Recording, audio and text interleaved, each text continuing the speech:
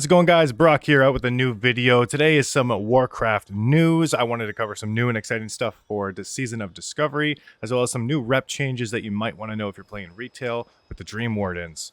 So to start off, we'll just quickly cover the new information that is on retail. It's the reputation change with the Dream Wardens when you do Emerald Dewdrop contributions to the blooms.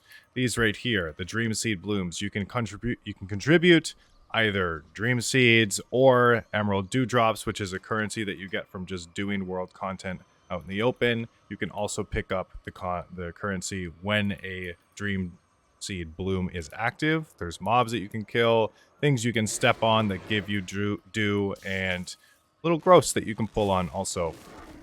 Some of you guys are probably already know this or know of these things, but what's really interesting is that the first the first five that you contribute to of the week will give you 250 reputation, and they have a chance to super bloom for a total of 500 reputation. Now, if you're like me and you're tryharding, you would have already gotten your Renown 10 on an alt, which boosts your total rep that you get on all other characters to, I think it's like an additional 100% that you get from reputation. So I'm using that. Obviously, I'm using and abusing it to get additional reputation. So I've already done my blooms for the week. If you guys haven't already gotten the 250 per bloom, I would go back and get it done. Super easy to do. Just contribute to them. As well, there is some alchemy changes, some bug fixes, right? Mainly, the discipline priest no longer gets an error message when they try and use ultimate penance. I think this is the biggest one out of all the hot fixes. But this hot fix for rep is definitely really good. Just wanted to cover retail quickly. Let's go over to Season of Discovery. What's happening with it? So, there have been some data mine stuff. A quick disclosure, there is a PTR for the build 1.15 for classic era servers. This PTR, it's kind of like a double-edged sword, right? Because you don't want to have the PTR have too much information, like rune locations, secrets, like the whole aspect of Season of Discovery, right? But on the other hand, it is important to know what is going to be available as far as like gear, upgrades, maybe some new profession stuff, and that's what we're covering today. So there's going to be some new stuff that was added to the game that I wanted to go over. It's mainly gear and profession stuff, but also there is some new runes, not locations, that I think is pretty cool. So a Warsong Gulch, a new Warsong Gulch helm has been data mined. It's a new reward that you can get. Resilient cloth headband for obviously cloth wears, leather mask, and resilient mail cloth. All of these reduce all damage you take and a chance to be critically hit by 5% while you're in Warsong Gulch. So that's a pretty cool new headpiece. Obviously, headpieces at level 25 are few and far to come by. Like, you don't really come by them often unless you're, of course, you're engineering, in which case you can get the goggles. But these are going to be really good for PvP, obviously. Moving on to new recipes that were actually data mined. So these are probably recipes that you can pick up in the new Black Fathom Deeps 10-man raid. So you can get something like Elixir of Coalesced Regent, which is an alchemy recipe, allows the invader to speak with the corpse of an individual who with unfinished business in the mortal world. Also make your indigestion. Like Pepto-Bismol. So this is probably tied to a secret or a new thing that you need to kind of get from this corpse that has unfinished business, potentially a rune or maybe a quest, right? It's pretty cool. I like that. Blacksmithing, there's a new chest that you can craft. The Shifting Silver Breastplate. It's an epic, right? Requires level 25. So this item is infused with the raw power of the Void. When the bearer is attacked, this item has a high chance to inflict a terrible curse, causing the attacker to take additional damage from all sources for 15 seconds. It also improves your chance to hit by 1%. So this is obviously really, really good for tanks. I think it puts a debuff on the target, right, that all of your party or raid members can benefit from. So I think that's fantastic. Has a crap ton of armor from it. Obviously, it's male, so Shaman can't wear it, unfortunately. But we do get some new stuff from other professions. So Black Fathom Oil, Mana Oil, increases mana regeneration and spell hit. So while applied to the target weapon, restores 12 mana per 5 and increases spell hit by 2% for 5 minutes. That is a huge increase for Mana Oil for enchanting. That's insane. Really cool for enchanters. The engineers get a shredder auto salvage kit unit. So salvage a wreckage of a shredder for spare parts. Shredders are likely to be something in the open world PvP content or just open world content. Likely, like in Ashen Vale, right? You have the Horde side that has the shredder stuff. So if something, or there's an open world area that has shredders in it, like the lumber yard in Ashen Vale, you can salvage the parts from that shredder, get some more engineering stuff, I'm assuming anyway. That's cool. Leather workers. I'm going to be a leather worker starting out, so this is awesome stuff. The Void Touch Leather Gauntlets. 65 armor. You equip, increases your chance to hit with spells by 1%. Wow, that's really good. Descend into Madness with an on use. Increasing spell damage by 10%, as well as increasing the threat you generate by 10 for 10 seconds. So, obviously, Kiss Curse, right? As a DPS caster that can wear leather, so like Elemental Shaman, Druids, right? This will be interesting for that. But you gotta be careful. This also might work for things like spellcaster tanks. Maybe this would be good for an Shaman tank. I highly doubt it with the next one available, which is the Void Touch Leather Gloves. Increases your armor by 80 instead of 65, so clearly this is better for that. Improves your chance to hit by 1, so melee attacks. And then you descend into Madness, increasing attack speed by 10%, as well as increasing the threat you generate by 10%. So I would probably say that the Void Touch Leather Gloves are better for Shaman Tank. You increase your hit rating by 1%. And if you pair this with like a dagger as your tanking weapon and increasing your attack speed by 10%, you're already attacking very, very fast with the dagger and a Rockbiter weapon. So if you use something like the Meteor Shard from Shadowfang Keep as your tanking weapon, which some shamans are going to do just because of the increased attack speed, plus this, really, really good. I think that's going to be fantastic. Unfortunately, both of these items have a 10-minute cooldown, so that's pretty lengthy. But in case you're, I don't know, maybe low on cooldowns, low on mana or something, you need this to generate extra threat, that'd be really good. Plus, obviously, the additional hit chance is a must-have. Tailors, you also get a really cool feat item. Extra planar spider silk boots. So it has 32 armor. When you use it, you momentarily enter another plane of existence, instantly reducing threat as well as reducing all damage taken and dealt, that's important to know, by 50% for 6 seconds. This is a 5-minute cooldown. So obviously this would be really good if right, you rip aggro by accident. You can use these boots, hopefully drop that aggro, and then you should be able to just actually click off the damage reduction buff if your only need for it was to drop aggro, so that's cool. Also, this really works. This really helps in open world content and surviving, obviously. If you go into an area or even using it for PvP, right? Like if you need to reduce your damage taken by 50% in PvP in the open world Warsong Gulch, not Warsong Gulch, but like open world Ashen Vale PvP event or Warsong Gulch, like this would be an exceptionally good item to have in PvP.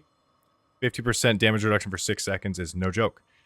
The equip, increasing damage and healing done by magical spells and effects by up to 7, and improves your chance to hit with spells by 1%. So this is obviously a must-have item if there's not any other better boots in the raid that you get or from PvP. This just seems like a super loaded boot slot item, so I recommend getting that on any cloth caster.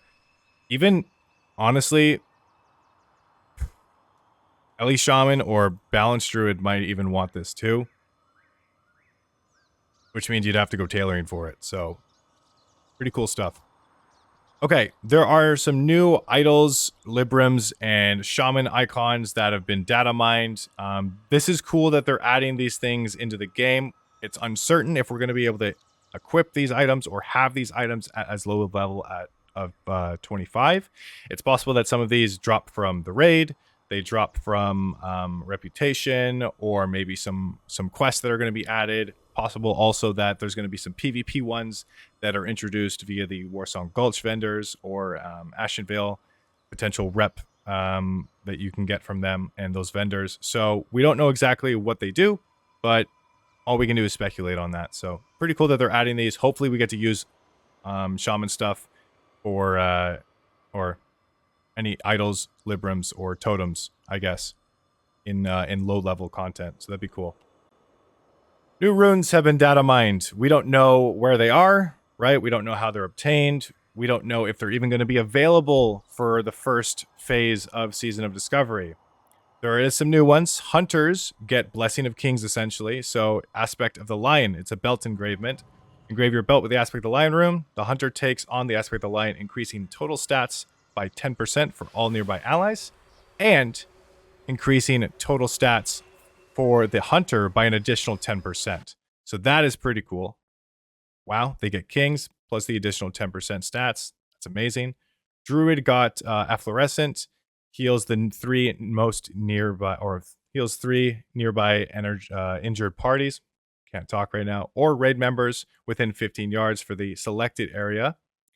So it's kind of like Efflo. You know, you want to stand in the druid's wild green circle that they have. This is essentially that. So heals up to 3 targets with your efflorescence every 5 seconds. AoE effect on the ground. Cool. Everbloom. Your rejuvenation can now be active on targets afflicted by another druid's rejuvenation. Pretty cool. So you can stack druids. Gale Winds increases the damage done by your hurricane by 100%. It no longer has a cooldown, and its mana cost is reduced by 20%. So balanced druids, holy crap, can spam hurricane almost.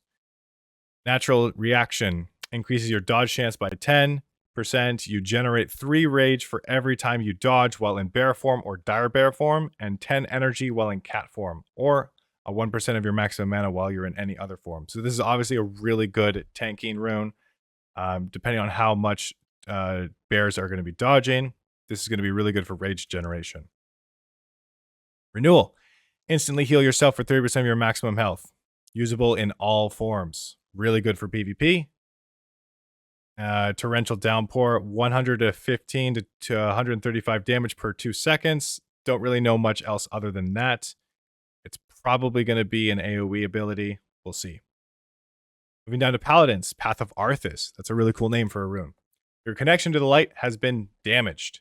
All holy healing that you deal is decreased by 50%, but all non-holy damage that you deal is increased by 5%. Non-holy damage. That's interesting. So for a Paladin, is that essentially just auto attacks? Because a lot of your other damaging abilities is holy, right? So that's interesting. I don't know. Maybe let me know in the comment section down below what this really means for Paladin.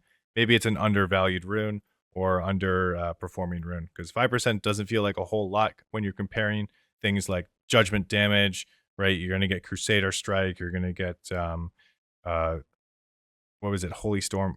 That other ability that you can AoE as a Paladin. Rogue. There's some interesting stuff with Rogue. Maybe not really worth going over. There was a data mine item, Privateer's Ornate Pistol. This was just like a ranged weapon that they could equip. We don't know exactly if this is going to be in the game, so we're not going to talk about it. Warriors get War Machine. Killing an enemy worth experience or honor generates 10 rage. Obviously, this is going to be really good in open world PvP events, the Ashenvale PvP event. And there's a data mined Gladiator stance, which is very interesting. We don't know if this is going to be a rune or maybe something for later patch. Pretty cool. And then we have world buffs, new world buffs. This is pretty exciting. So there's a couple of different ones that you get from the Ashenvale PvP event. Battlefield Genius. So allies within 40 yards of the Priestess of the Moon gain 100% increased health and 50% increased damage. Values are increased by each living keeper of the grove in the priestess's army, each one granting 100% increased health and 50% increased damage. So obviously this is just like Alterac Valley with the buffs that the final boss received, but now players also receive this kind of buff. Very interesting. And then you have the Battlefield Inspiration. Allies within 40 yards of the battlefield leader gain 50% increased health and 20% increased damage. So Battlefield Inspiration, this is likely going to be something like the camp leaders have, which are the camp leaders are the ones that buff the your Priestess of the Moon, or the, I think it's a Farseer of the Horde or something. So there's going to be obviously a Horde equivalent to the Battlefield Genius. So the Battlefield Inspiration is likely going to be a buff from the camp leaders that you need to kill in order to reduce the health and the buff potency that the Battlefield Genius provides from the Priestess of the Moon. So it'll be interesting to have these buffs as well. They're not stacking with any other abilities, but pretty cool stuff. I think adding those buffs to players is it's going to make the open world PvP event a lot more interesting.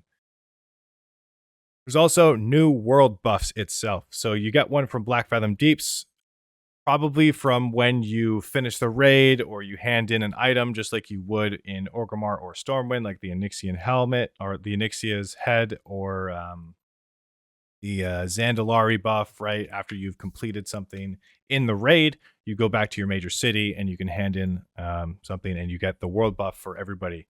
So this one, Black Fathom Beast world buff, increases critical chance of spells, melee, and range attack by 2, grants 20 attack power, and increases movement speed by 20% for 2 hours.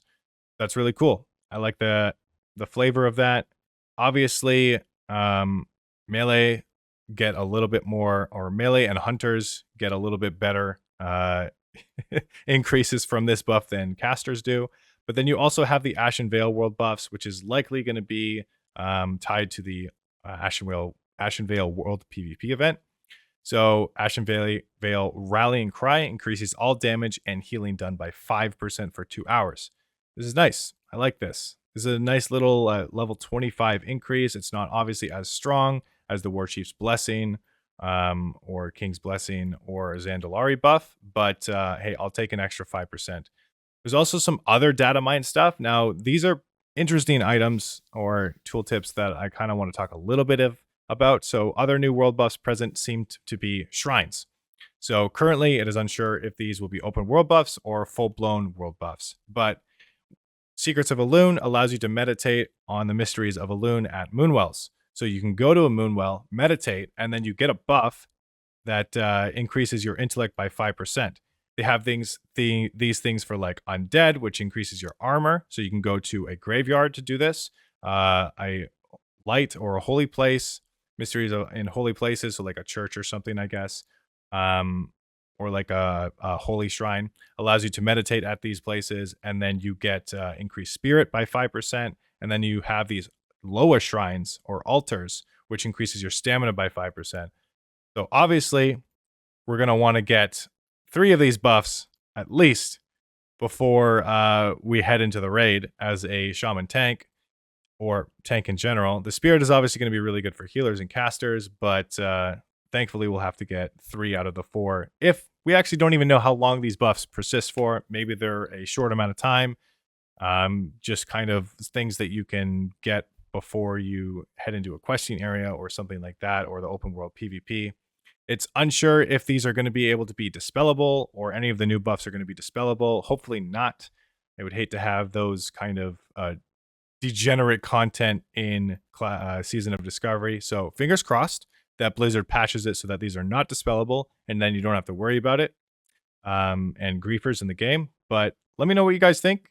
It's interesting to have this new stuff in the game. I'll release more content for Season of Discovery if there's any news. I'm really hoping that Wowhead or any other data mining website does not delve too deep into the PTR and release information that wouldn't really be fair to people that don't read this kind of stuff. So like rune locations, secrets that would benefit the player too much, like power benefits or gearing stuff. Right. But it's fine to have stuff that is tied to professions, I think, or reputation and Warsong Gulch rewards. I think that's fine.